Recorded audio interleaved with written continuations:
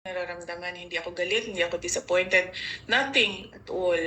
Kasi pointless naman na mag-harbor ako ng feelings about what happened. Hindi na siya maibabalik. Hindi na mababalik si Pangulong Duterte sa Pilipinas. So what we should do as a country is move on from what happened. No? What will we do File a case sa mga as our ways nagpakidnap, forward as a country and as a people no? from what happened? Magalit man tayo, walang papupuntahan yung galit natin. Dahil hindi naman yan sila papanagutin ng pamahalaan eh.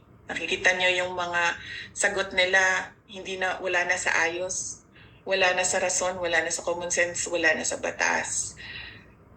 Pero walang magagawa laban sa kanila. So we should move forward from what happened, and the country should decide, the people should decide saan ba tayo papunta base sa nangyari.